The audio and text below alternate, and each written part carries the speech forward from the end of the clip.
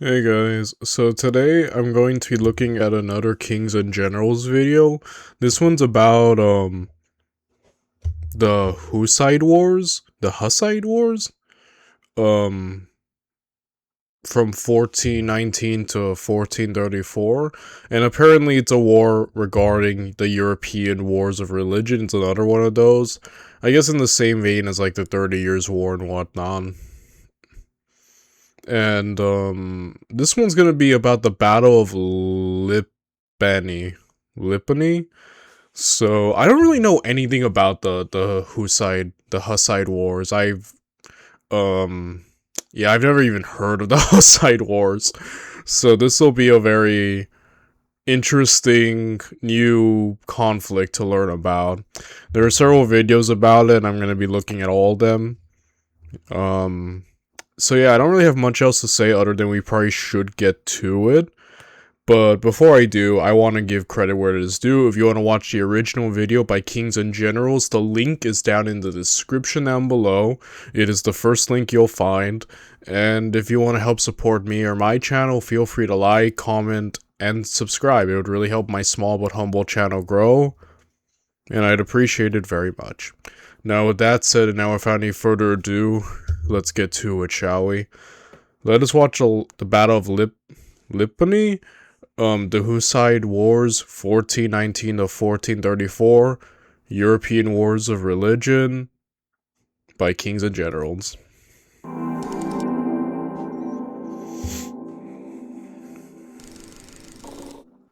This video was suggested and sponsored by our Patreon supporter Rene Malmgren. Supporting us on Patreon is the best way to propose and sponsor a new video. Although the Catholic Church dominated life in medieval Europe, its power was not unchallenged and was tested by different movements within Christianity. The Hussites were one of these movements. The military of the Hussites held Europe in fear for almost 2 decades, and their movement not only entered the collective consciousness of the Czech people, but was the first harbinger of the Reformation and the European wars of religion. In the late 14th century, dissent within the church was on the rise, especially on the edges of the Catholic world. In England, philosopher and theologian John Wycliffe was leading the charge against the papacy. He attacked the luxury of the church and advocated for the Bible's translation into local languages, influencing many clergymen, among them Jan Hus of Bohemia. The Catholic world was split by the so-called Western Schism in 1378. Rival popes were elected in Rome and Avignon. This only decreased the prestige of the church and helped Jan Hus to gain supporters with his anti-church, anti-papacy rhetoric. At that time, Bohemia was a kingdom within the Holy Roman Empire, and it was ruled by Wenceslaus IV. He was attempting to keep his neutrality in the schism to secure his election to the throne of the Holy Roman Empire, but that only strengthened the position of Hus, who was quickly gaining supporters. The half-brother of Wenceslaus, the King of Hungary Sigismund, was also vying for the throne of the empire, so in 1414 he facilitated the Council of Constance to end the schism. Jan Hus was invited to the council to defend himself, and was promised protection by Sigismund, but then was imprisoned and executed in July of 1415. His support Oh no. You know, there's something about religious wars that just make everything so much more, how do you say, brutal? I mean, normal war already is, like, awful, but when you throw religious fervor into it, like, you kind of set yourself up for, like, I don't know, more like, I think it's more violent because more people are not willing to back down when it comes to religion. Like, you know, because it's more than just fighting for, like, your country, right? I think it's more than just fighting, you know, a foreign threat. It's about God, and especially in a very religious society, regardless of different denominations, people are gonna fight each other tooth and nail.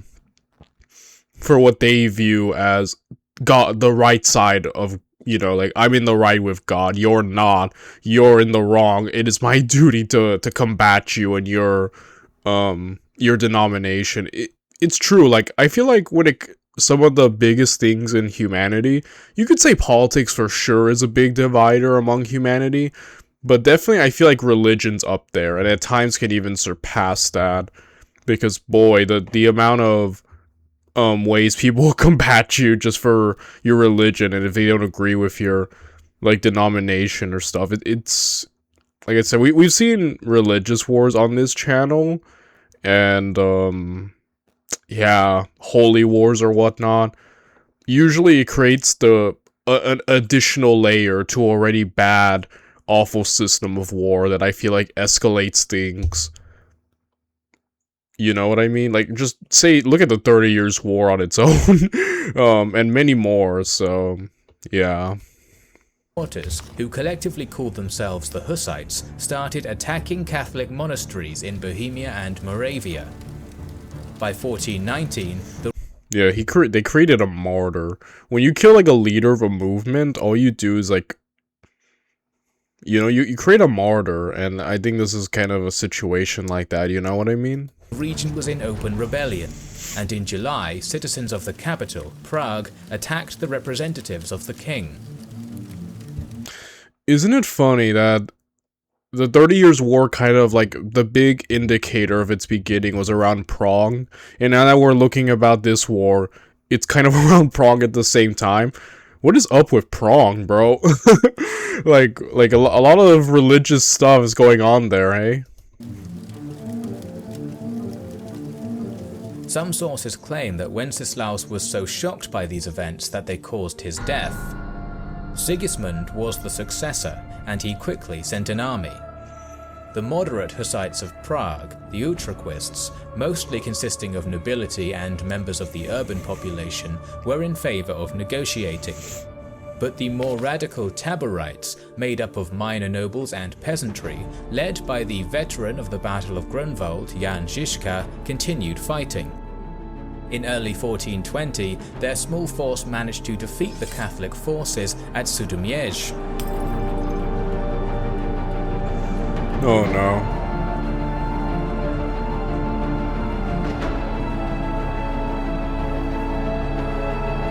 In the next few months, the Hussites took over many cities in Bohemia, and in November won another crucial battle at Vyšehrad.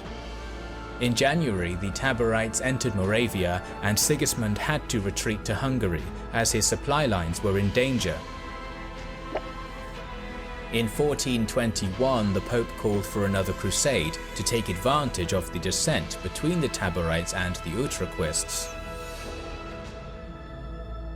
The Pope called for a crusade against the Hussites, and it was led by Sigismund himself, who soon besieged Prague from 3 sides.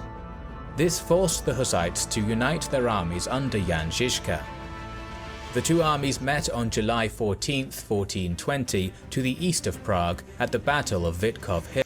You know, I really like watching these crusade videos, and, like, you know, when we think of crusades, we usually think of, oh, all Christianity teaming up to go and fight, like, a different, religion, like, I don't know, Islam. I mean, granted, it all falls under the Abrahamic religion, but, you know, it's still, kind of like that. Like, it can also still be seen as a bit more outside. But I find it interesting when we see, like, crusades against, like, fellow Christian denominations. Like, when people take that concept and, like, alright, it's kind of like a Christian civil war, you get me? It's very interesting. I find that, like, I don't know, I find that such an interesting concept. Initially, the Hussites had only a few hundred warriors against the knightly army that had between 5,000 and 10,000 warriors, but their leader knew that Witkov Hill was essential for the defense of the city, as without taking it, Sigismund wouldn't be able to surround Prague. Žižka built his defenses on the steepest part of the hill. The knights had to attack head-on. The Hussites used handguns, crossbows, and light artillery extensively, and their volleys did massive damage to the attacking forces. However, the Crusaders almost succeeded in taking the hill, but Žižka moved there himself and drove the enemy back. The knights attempted to retreat, but they had their infantry directly behind them, so there was no space to turn. The Hussites then received reinforcements from the city. The Crusaders were attacked from the flanks by these new units, while the Taborites of Žižka continued pushing the enemy downhill. The left side of the crusading army suffered many casualties, and soon they were in full retreat. The losses sustained by the Crusaders are still debated, with sources claiming anywhere from a few hundred to a few thousand, but regardless, by the end of July, Sigismund retreated from Prague. Oh. My goodness, I felt like the Hussites were the underdogs going into this, but my goodness, with this kind of one-sided slaughter and the L's that Sigismund is taking, I'm starting to think it might be the opposite. Oh my goodness. It is important to mention the tactics employed by the Hussites. They used so-called Wagenburg, the wagon forts. Before a battle, their wagons formed a circle or square with artillery behind them. You know, we've seen the wagon fort before on this channel, and I think every time we've seen it before, it's usually failed with, like, people. Usually I remember in several battles, they build wagon forts, and then they lose, and then the wagon forts help, like, prevent their escape. So, might be the first time on this channel's history I've seen the wagon fort actually be successful. Each of the wagons had 10 handgunners and crossbowmen alongside 10 melee fighters. This formation was challenging to break for the knightly armies of the Crusaders.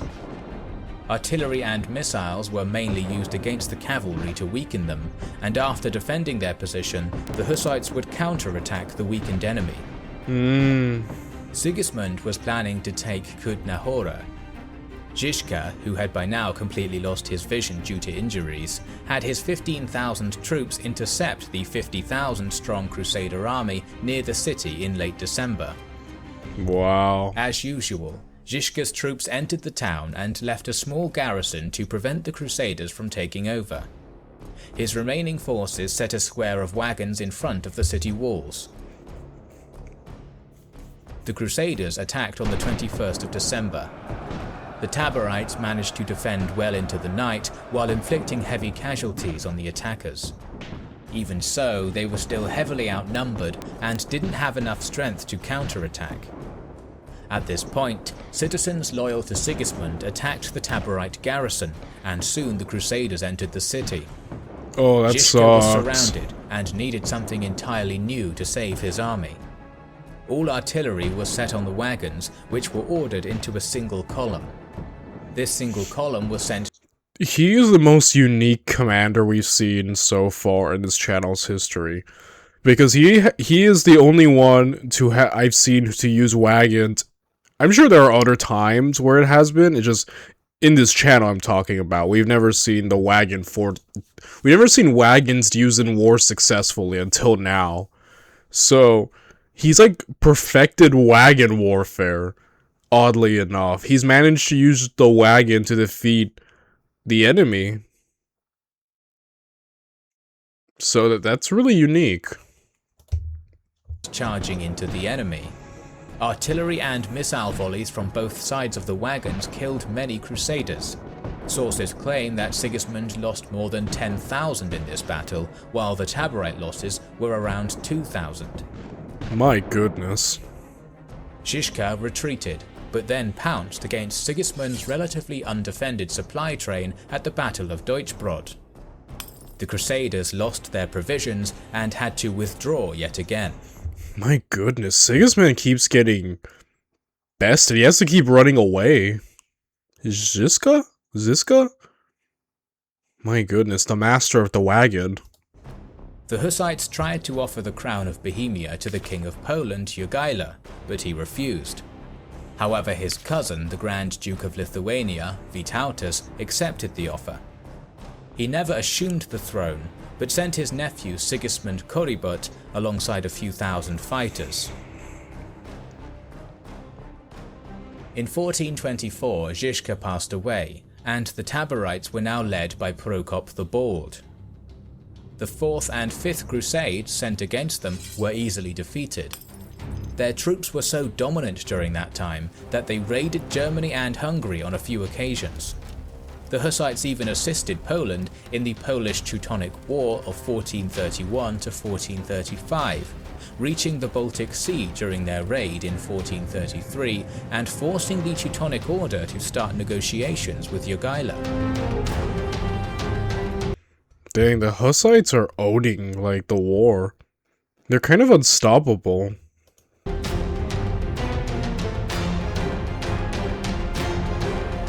Defeating the Hussites became one of the central issues within the church and the empire in the first half of the 15th century. The Hussites were even invited to the Catholic Council at Basel in 1433, where the church and the leaders of the Utraquists reconciled, and the latter were allowed to practice their versions of rites. The Taborites protested this peace, and a war between the former comrades became inevitable. Yeah, the Taborites are not making peace at all. These guys are not. It kind of makes sense. Every time we see radicals in this channel, they're the ones that are never willing to just, you know, settle. So yeah. In May of 1434, their two armies finally met near Chechki Brod at a hill called Lipany. Almost all of the Czech nobility was a part of the Utraquist army, led by Divish Boršek. He had 13,000 footmen and 2,000 cavalry under his command, alongside 700 wagons. The Taborites, commanded by Prokop the Bald, had 10,000 infantry, 700 horsemen, and 400 wagons. Prokop placed his wagons on the slopes of the hill. Trenches were dug in front of the Taborite positions, and their left flank was covered by a small river. His artillery was in the second line, while his cavalry was in the rear. Being uphill allowed the artillery to aim better and negated their enemy's numerical superiority. The two sides attempted to negotiate for a few days, but the talks soon fell through, and the battle started on the 30th of May. Initially, the Utraquists stayed slightly beyond the range of the Taborite artillery, and their volleys were ineffective. Divish Boršek ordered his infantry into columns with the wagons in front and ordered them forward after an artillery volley, as he knew that the enemy would need time to reload. The Taborites still inflicted some damage on the attackers with their artillery. The Utraquist artillery was now in range, but it was shooting uphill and failed to do much damage. Divish Boršek ordered a retreat. Like I'm saying, I've never seen the wagon so utilized in a battle or war like these guys are using it. Wagon warfare is not what I expected when I walked into this video, but my goodness, is a new unique way of fighting I really like. As usual, the Taborites mounted a counterattack. Their wagons were moved out of the way, and they charged downhill. However, as soon as their line caught up to the enemy, the Utraquist wagons stopped and opened fire. Ooh. The Taborite cavalry, which was supposed to cover the flanks and join the attack, left the battle, and Divish Boršek's cavalry, hidden in an... Oh my gosh, they're about to hit them with the flank. The oldest trick in the book. They lost the battle when they gave up the wagon. It was all there, dude. Like, the wagon was the key to your success. Nearby forest attacked them from the right side. The Taborites suffered massive losses and retreated. However, their attempts to set up the Wagenburg once again failed, as the Utraquist cavalry was chasing them. Prokop was killed, and his army soon ceased to exist. The Taborites lost more than 3,000 men, and although they continued fighting for a few more years, the war was over.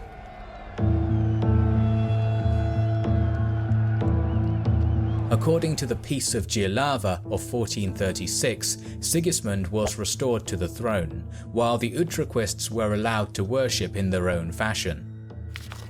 The Taborite defeat delayed the Reformation for a century, but the European wars of religion were just starting.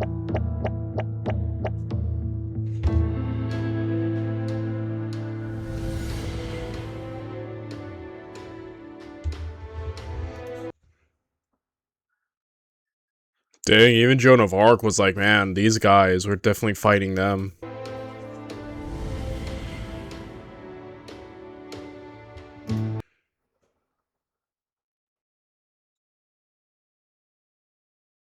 Hmm.